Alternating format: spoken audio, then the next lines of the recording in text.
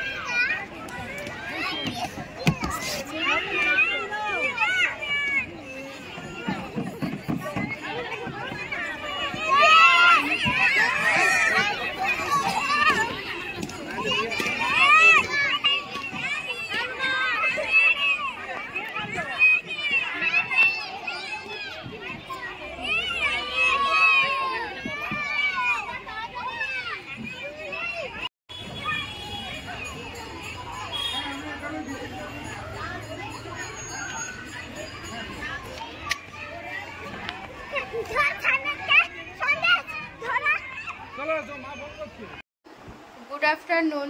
সোনাকে স্কুল থেকে নিয়ে এসে আজকে আর আমি ভিডিও করতে পারিনি,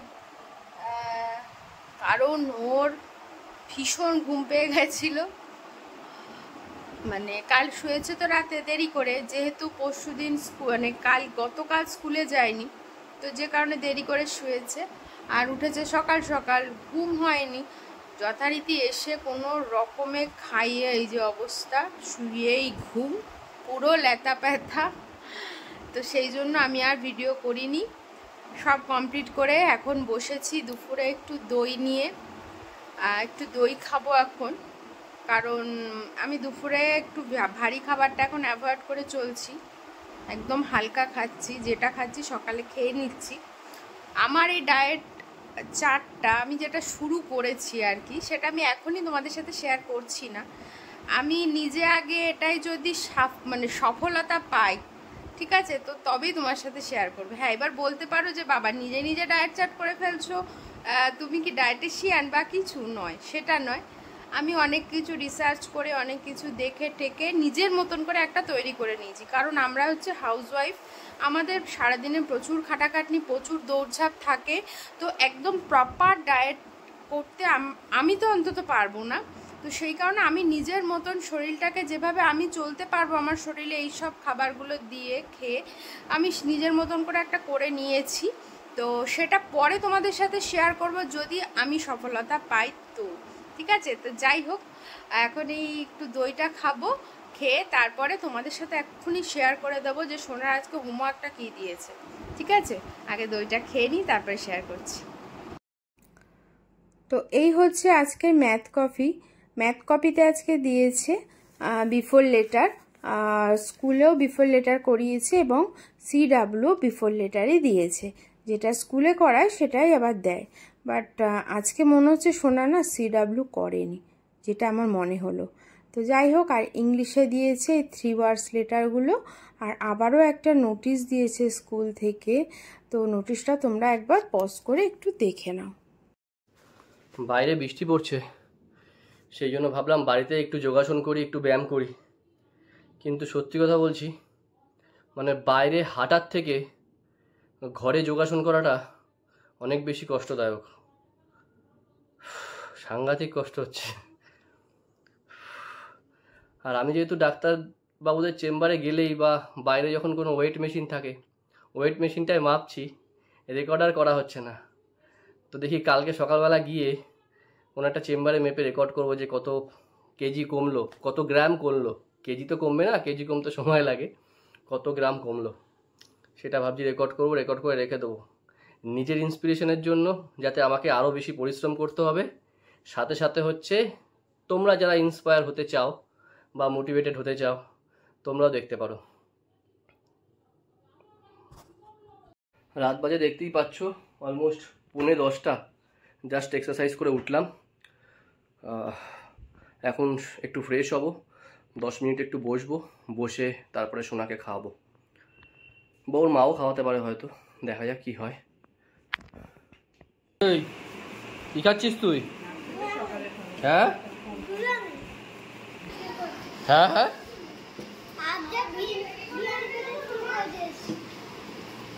বিরিয়ানি শুরু করে দিয়েছিস?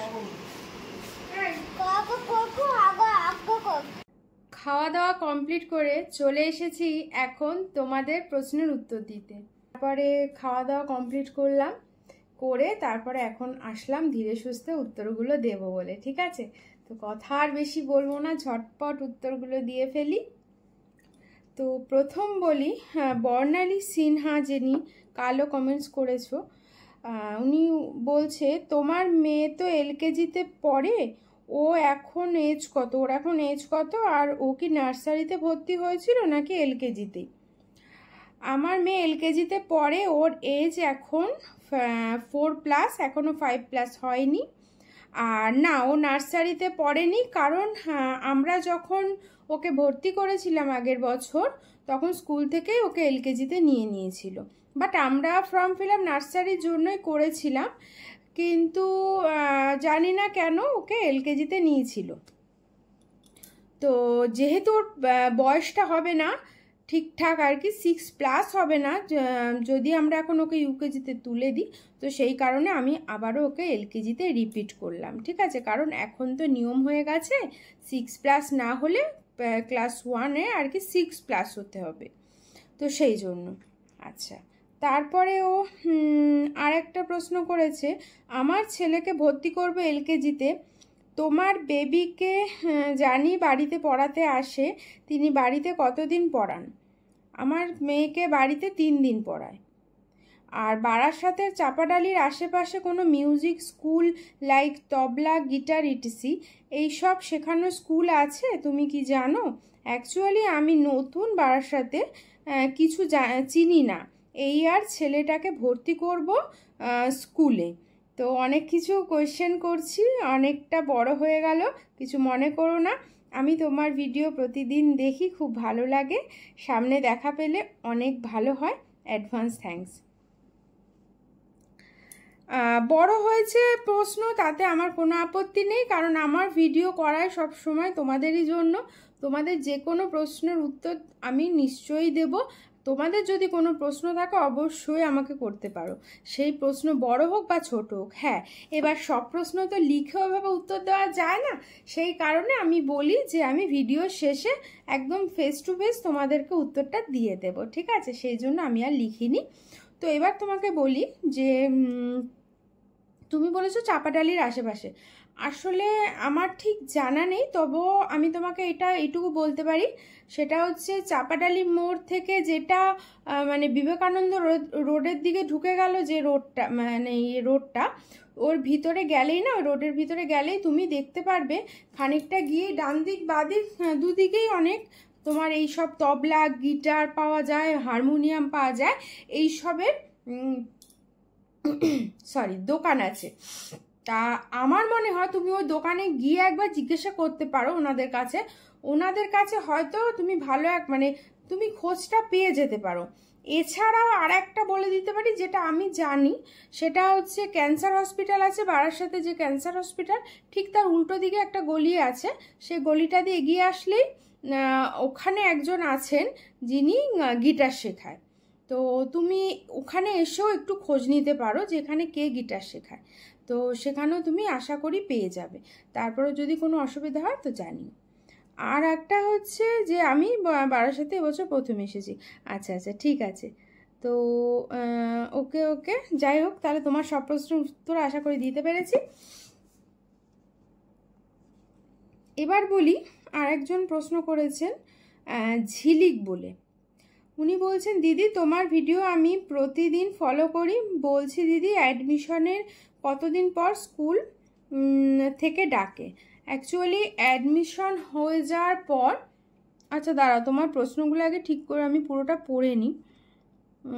আমার ছেলে, আচ্ছা, অ্যাডমিশনের কতদিন পর স্কুল থেকে ডাকে? অ্যাডমিশন হয়ে যাওয়ার তুমি মোটামুটি 15-20 দিনের মধ্যেই জানতে পেরে যাবে যে তোমার বেবি সিলেক্ট হয়েছে কি হয়নি, সেটা বাই মেল তুমি জানতে পেরে যাবে, ঠিক আছে? তো যখন ওটা মানে মেলটা আসবে, ওখানেই তোমাকে ডেটটা দিয়ে দেবে যে কোন দিন স্কুলে গিয়ে আর কি দেখা করতে হবে। তো ওটা 15-20 দিনের মধ্যেই চলে আসে, মানে আমার যেটা এসেছিল আমি সেটা তোমাকে বলছি।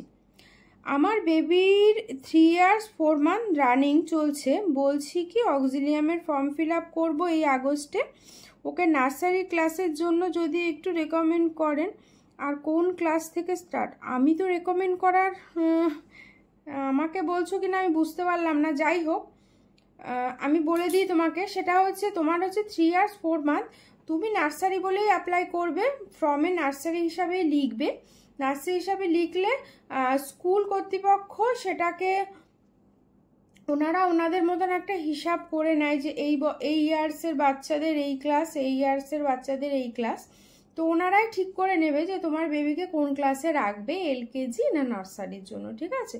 বাট তুমি নার্সারির জন্য বলেই লিখতে পারো অ্যাপ্লিকেশানে, অসুবিধা হবে না। আর কোন ক্লাস থেকে স্টার্ট? নার্সারি থেকে স্টার্ট একদম 12 অবধি।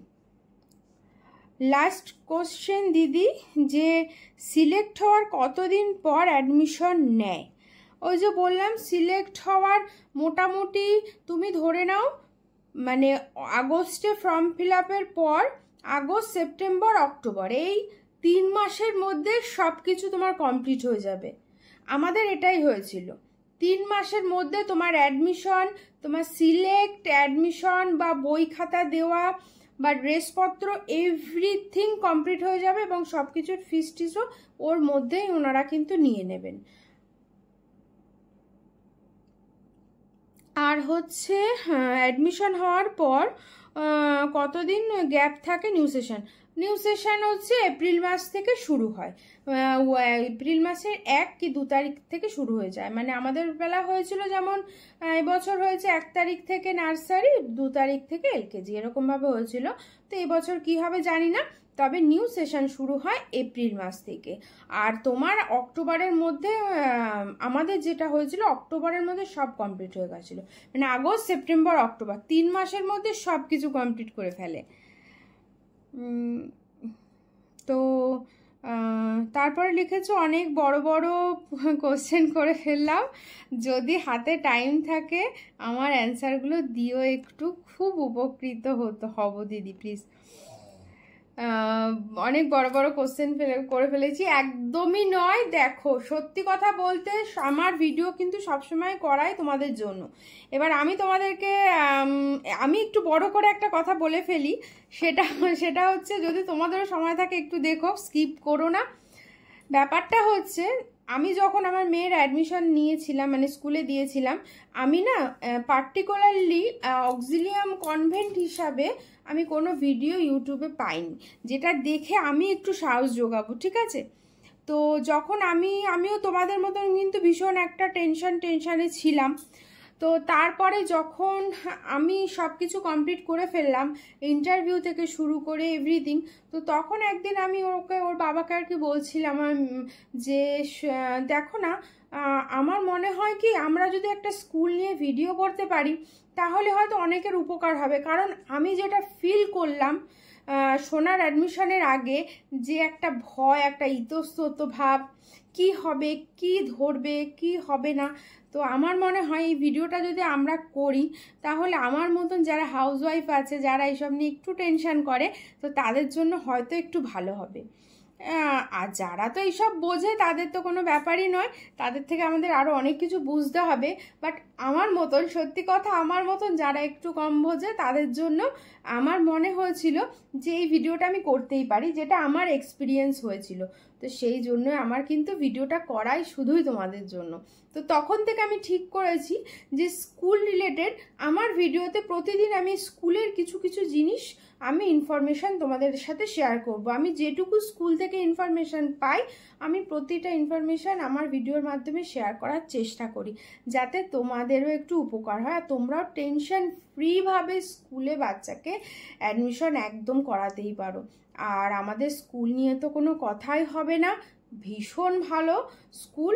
আর ডিসিপ্লিন তো মানে চোখ বুজে তোমার বাচ্চাকে যে এত সুন্দর ওরা ডিসিপ্লিন শিখবে। পড়াশোনা তো দেখো সব স্কুলে হয়, বাট ডিসিপ্লিনটাও কিন্তু একটা ভীষণ বড় ম্যাটার করে, যেটা আমার মনে হয়। তো সেটাও কিন্তু তোমার বাচ্চা খুব ভালো শিখবে। আর একটা কথা বলি, সেটা হচ্ছে এছাড়াও যদি তোমাদের আরও কোনো প্রশ্ন থাকে, তো আমি স্কুল রিলেটেড আমার চ্যানেলে 2-3টে ভিডিও আছে, স্কুলে কিভাবে ইন্টারভিউ নেবে, অ্যাডমিশন, এই রিলেটেড কিছুদিন আগেও আর একটা ভিডিও আমি করেছি, অনেক প্রশ্ন এসেছিল সেই সব। তো ওই ভিডিও দুটো তোমরা দেখতে পারো। আমার মনে হয় ভিডিও দুটো তোমরা যদি দেখো না তাহলে তোমরা একটু হলেও উপকৃত হবে। ওই ভিডিওতে আমি সব ডিটেলস একদম মানে পাই টু পাই করে আমার পুরো দেওয়া আছে ভিডিওতে, ঠিক আছে? তো তোমরা চাইলে ওটা একটু দেখে নাও, আশা করি সুবিধা হবে। আর আজকের আমি নিশ্চয়ই তোমাদের প্রশ্নের উত্তরগুলো একটু হলেও দিতে পেরেছি। এছাড়াও যদি তোমাদের আরও প্রশ্ন থাকে নির্দ্বিধায় আমাকে এই আজকের ভিডিওতে কমেন্টস করো, তাহলে আমি আবারও কালকে এই ভিডিও শেষে হোক বা মাঝে হোক কোনো একটা টাইম আমি নিশ্চয়ই তোমাদের এই প্রশ্নগুলোর উত্তর দিয়ে দেবো। টাইমটা বলতে পারি না, তার কারণ কি মানে যখন ফাঁকা থাকি, দেখো এখন ঘড়িতে কটা বাজে, এই দেখো 12:30, রাত 12:30 বাজে। এখন কিন্তু আমি তোমাদের প্রশ্নের উত্তর দিচ্ছি, জানো, কারণ আমি সারাদিন সময় পাইনি যে মানে উত্তরগুলো দেব, আমার সেই সময়টুকু ছিল না। তো সেই জন্যই আর কি বলছি, যখন আমি সময় পাবো উত্তর দিয়ে দেবো, ঠিক আছে? যদি দুপুরে টাইম পাই দুপুরে দিয়ে দিলাম, না হলে রাতে দিয়ে দেবো। আর আমার সোনাও ঘুমিয়ে পড়েছে, ওর বাবাও ঘুমিয়ে পড়েছে। এখন আমি ভিডিও এডিট করব, সেভ করব, তারপরে শোবো। তো যাই হোক, এই কষ্ট সব কিছুই যেমন তোমাদেরও জন্য তেমনি আমারও জন্য।